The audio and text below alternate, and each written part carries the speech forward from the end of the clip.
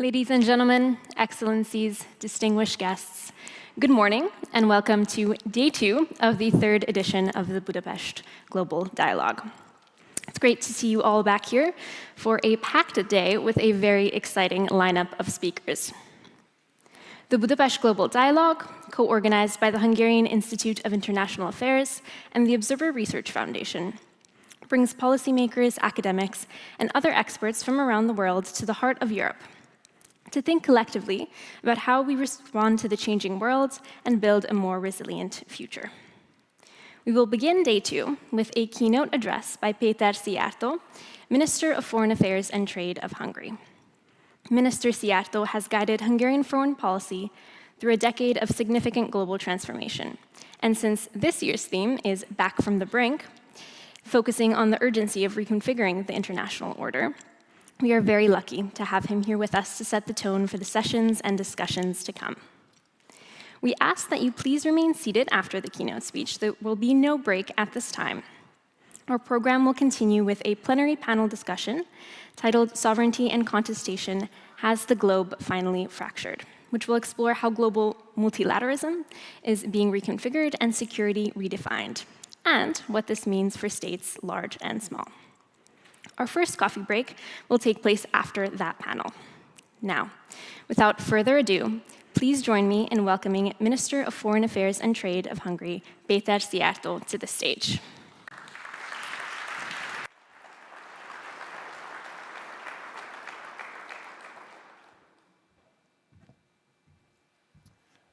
Good morning to you all.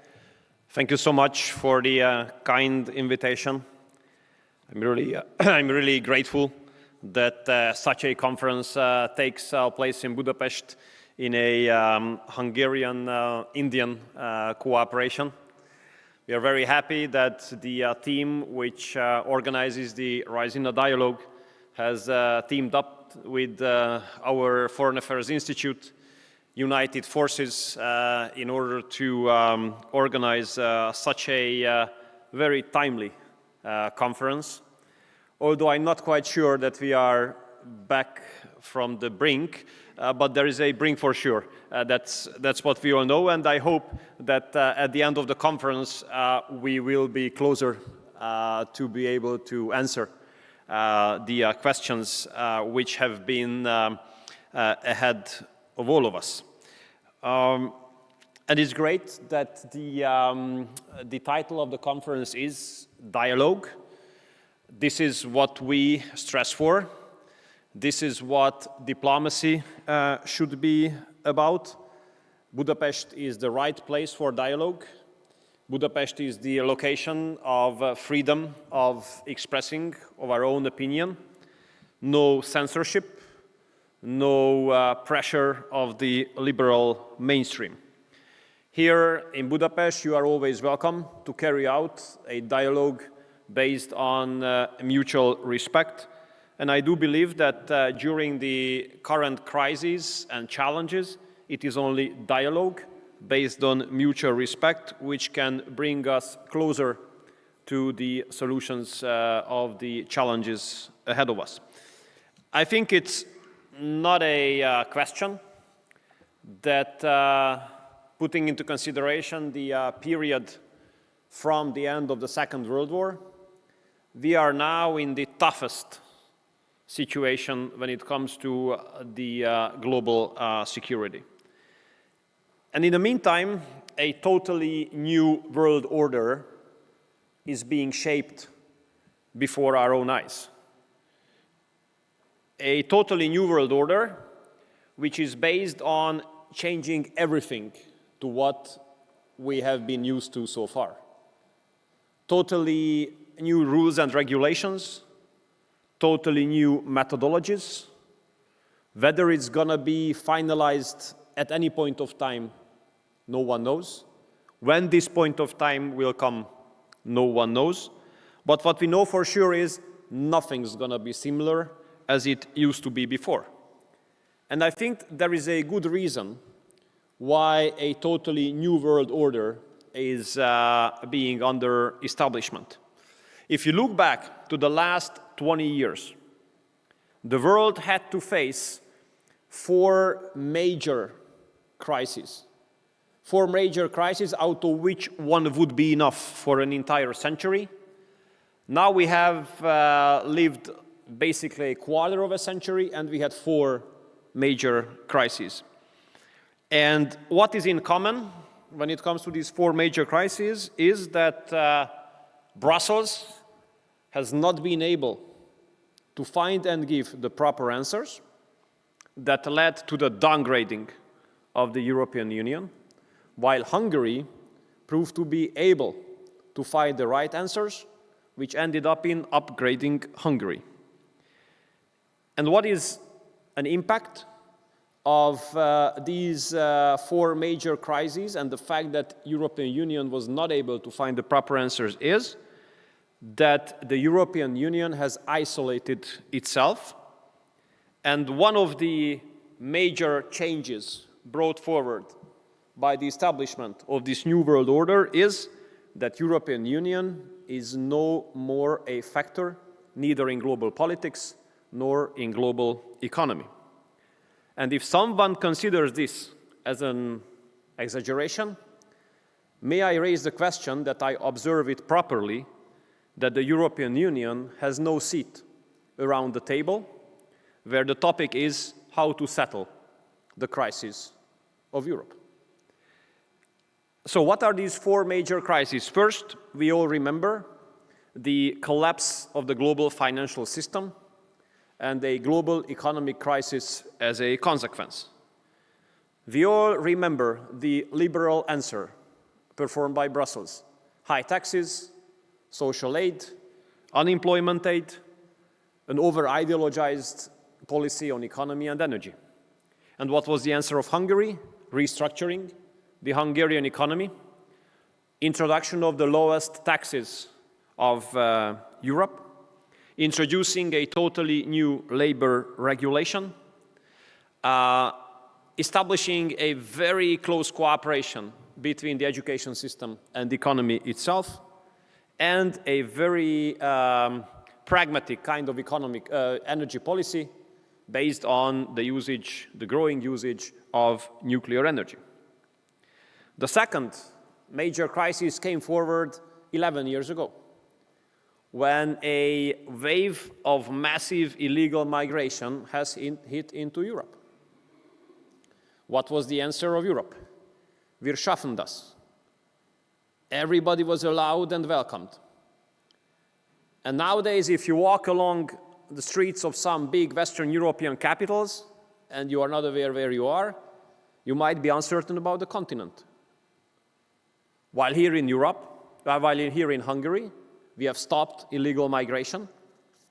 We did not agree with the Brussels approach, namely, migration must be managed. We have fought against the introduction of the obligatory redistribution quotas of illegal migration. We have not allowed a parallel society to be established. We have protected our identity. We have made it very clear that we stick to our sovereign right to decide whom we allow to enter the territory of this country and with whom we are ready to live together. This must be our sovereign right. That right must not be taken away from us. And you see the outcome. Hungary is a country with 0 illegal migrants. Then the third major crisis came forward 6 years ago. We would have never thought that the healthcare systems of the biggest and richest countries would go on their knees because of a global pandemic. And we all remember when the President of the European Commission has ordered vaccines for billions of euros on text messages. And no one in the European Commission or in Brussels thinks that, well, this is not the right way. But those vaccines didn't arrive. The vaccination campaigns all around the world have already started, but not in Europe. And then we decided not to wait for the European Commission, but to turn to the East. And based on our tradition, which is the case, we bought vaccines from the East. And we were able to carry out the quickest vaccination campaign of Europe. And we were able to reopen our economy among the first ones. Of course, we were faced with a huge propaganda campaign that buying vaccines from the East is dangerous.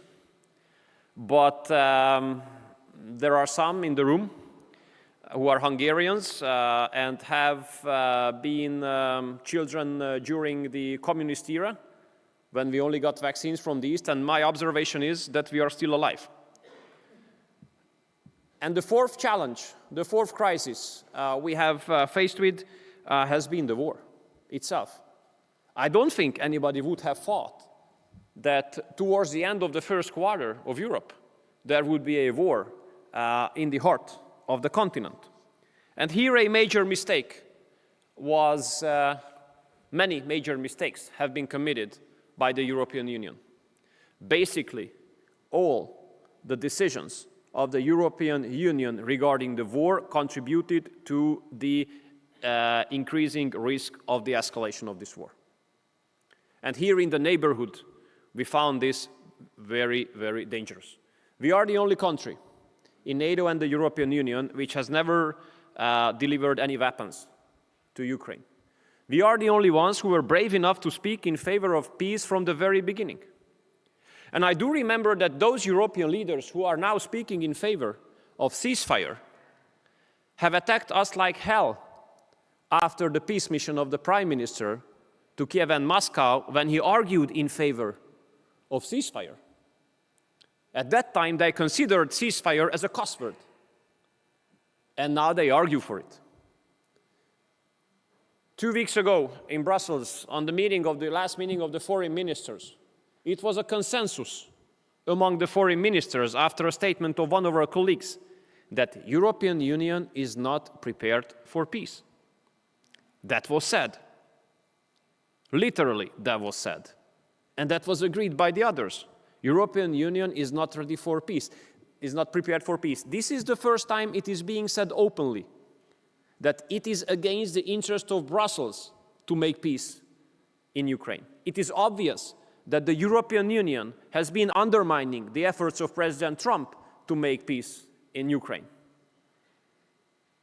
Many of the people had a secondary feeling of shame when President Zelensky was escorted by the European leaders to Washington to avoid him making an agreement with President Trump on peace. If the Europeans had not undermined the efforts of President Trump, I do believe that peace could have already been made in our eastern neighborhood.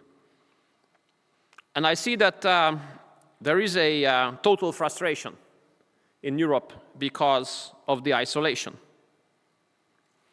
As an outcome of that, European leaders consider the war in Ukraine as if it was their war, our war, which is not. Russia has not attacked any EU member state. There's a war between Russia and Ukraine. It is not our war. Ukraine is not fighting for us. Ukraine is fighting for itself. Therefore, we don't owe them anything. And we are heavily against of sending the money of the Hungarian taxpayers into a war with which we have nothing to do and for which we bear no responsibility. But look at the isolation of the European Union. European Union has isolated itself from the major players of global politics. European Union has isolated itself from the United States. Remember the competition among the European leaders since 2016. Who can make more nasty statements on President Trump? Remember that. Just to please liberal media. Just to be on the headlines for a day. Bad news to the Europeans. It is not only us who remember those statements, but President Trump does as well. The European Union has isolated itself from China by an awkward position, suggesting as if we were systematic rivals with China. I mean, who wants to go in a rivalry with the Chinese system? It's their system. We are our own one. Why should we be in rivalry when it comes to systems? Let's look at where we can work together, where we can cooperate. The European Union has isolated itself from Russia by Of course, by the sanction regime, which has caused more harm to the European economy than to the Russian, honestly. And by basically throwing the model of European economic growth into the wastebasket. The European model of economic growth was very simple. A clear combination of the developed Western technologies and the cheap Russian energy. Okay, it has been broken, but what's next? No alternative strategy. I don't call it as a strategy to buy energy more expensive and less reliable. This is everything but a strategy. And when it comes to the continents of the future, the European Union has isolated itself by putting these LGBT issues as preconditions ahead of any kind of rational cooperation in the field of trade or economy. And to the contrary, I have to tell you that Hungary has been upgraded based on the 16-year-long successful strategy of foreign policy. Our strategic goal was to make the 4 centers of global power be simultaneously interested in the success of Hungary, where we succeeded. The Hungarian Prime Minister is the only leader in Europe who can talk to the American, to the Russian, to the Chinese, and to the Turkish president in the meantime. No other European politician is able to do that. The Prime Minister is in a personal friendship with the American president, while he's able to negotiate successfully on the basis of mutual respect with the Russian, with the Chinese, and the Turkish presidents.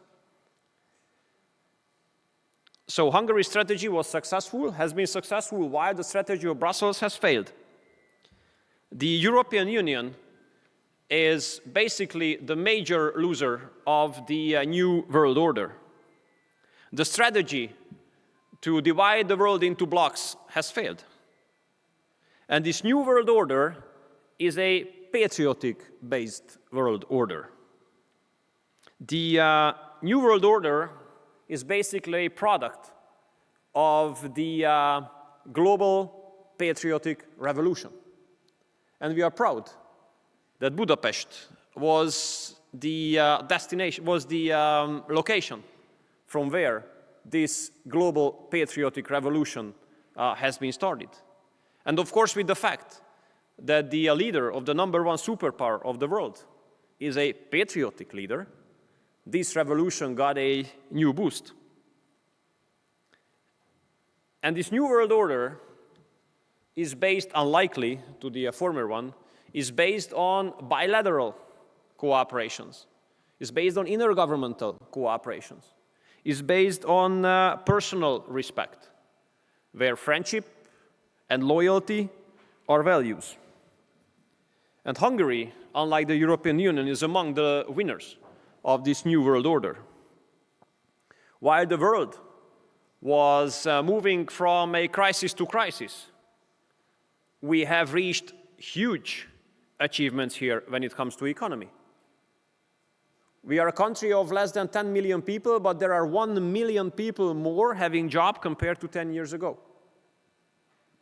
Hungarian people have to pay the lowest tax rates of Europe. Hungarian people are paying the lowest energy prices of Europe. And our family subsidizing system is a world champion. I don't know about any example in the world where mothers would be exempt from paying personal income tax lifelong. And you know, while we were suffering from the impacts of the war during the last 4 years, these 4 years have proved to be the most successful years of Hungarian economic history when it comes to investments. The most investments have been arriving to Hungary during the last 4 years. The most factories have been built. The most jobs have been created. And Hungary became one of the league leaders of the global technological revolution. And what is behind these successes? Well, I do believe that partly the fact that we look at dialogue as the essence of diplomacy. Being introverted, Arguing for the world to be divided into blocks is easy. You don't need a very high level of intellectual standards. You can enjoy the appraisal of the liberal mainstream for a couple of days. But being open to all directions, being able to build good relationships to all geographic dimensions, now that's more complicated. And there you have to be faced with tremendous attacks, not week by week, but day by day. Dirty, bloody attacks. But if you have a stable background back at home, you can resist. And the secret of the success of Hungary in the last 16 years has been a very clear public support behind the Hungarian government. And this is at stake for our elections within 2 months. Whether Hungary will continue its sovereign, national, political strategy aiming at achieving national interests, or those who are being delegated from Brussels would take over to fulfill the wishes of Brussels. That's what's at stake. That's what the Hungarian people will decide upon. We hope that they will make the right choice, and Hungary will continue its sovereign Hungarian path, which proved to be successful so far. So I wish good luck to all of you to find the answers to the major question which has been put here, whether we are back from the brink. I'm very happy that you all came to Budapest. I hope you will enjoy. I wish you all the best. Thank you for the invitation, and thank you for your kind attention.